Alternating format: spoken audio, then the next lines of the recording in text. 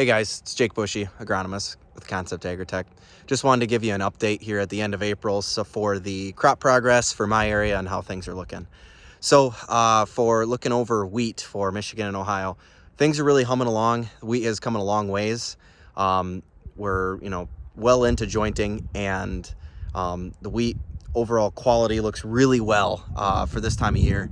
Probably a little bit ahead in terms of that, and I think that goes well for the kind of the rest of the Midwest as well. We had a very mild winter this way, which meant our wheat came out of dormancy pretty quick.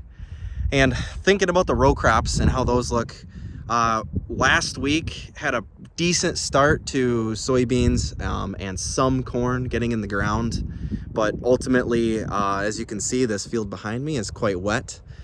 We've just been dodging rains, so really depends on the area and whether or not where their progress is at. But ultimately, probably we could say last week was a great start for everyone to get things moving, get the kinks worked out, because that always happens. So now, planters are sitting in the shop, they're ready to rock and roll as soon as we can. The USDA report came out and said that for the past couple weeks, we've really only had about 3 good working days, field working days, and I completely agree with that for this region. It seems like we just get enough, warming and dry days to maybe start getting something done. By that time, we got rain on the way, or just the forecast doesn't look right for what we need.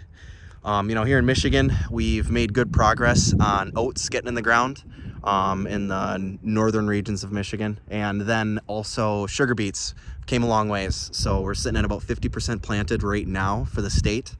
And, for some regions of the state more than others, right? So this field we planted well over 2.5 weeks ago, and we have not moved or planted anything else since. We've just caught every single rain that it's been forecasted, but that's the way that it is. As you can see with this beet field, we do have emergence. Some coming to the ground, some still coming out, still working their way. But the cold and wet temperatures that we've had as of last week have definitely pushed things behind. And even a little bit of frost damage that we have had, making some of these look a little bit snarly, maybe losing the cotyledons in some areas. So we've had some cold temperatures here in the last week, and that has definitely hurt anything that was out of the ground. Fortunately, soybeans and corn probably hasn't had a chance to really get moving too much, but in Michigan here, some of our sugar beets have taken a hit. And even some winter wheat has, on some low-laying, mucky areas that definitely got cold, have gotten hurt, whereas they're probably going to do some replanting, swapping out some wheat acres for some corn. But that's in very, very few and small areas. So with sugar beets, we're still in a little bit of a waiting game, seeing how much we're stunted, how much we're hurt, and then make those decisions on replanting here later on. So that's a little bit of what's going on here. We're just waiting for things to dry out, but overall we've had a really good start and we're ready to rock and roll as soon as we can.